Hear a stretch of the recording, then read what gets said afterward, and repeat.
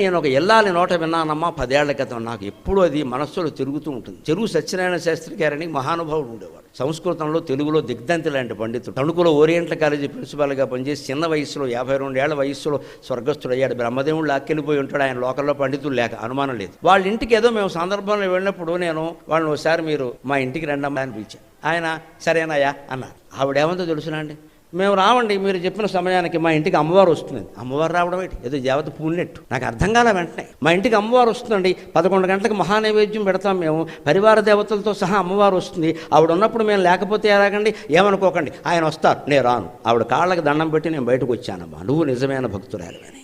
అమ్మవారు పరివార దేవతలతో సహా ఆ ఇంట్లో ఉందని ఆవిడ భావన చేస్తుంది. కాబట్టి నైవేద్యం సమయంలో నేను ఎక్కడికి రాను అని చెప్పింది ఆవిడ. ఆయన వస్తారు, కావాలంటే తీసుకెళ్ళండి, నేను రాను, ఏమనుకోకండి. లేదమ్మా, మీరు చేసే పని చాలా గొప్పది, మీలాంటి వాళ్ళని నమస్కారం చేసుకుంటే పుణ్యం మాకు బుద్ధి వస్తుందని వచ్చాను. అది భావన చెయ్యాలి.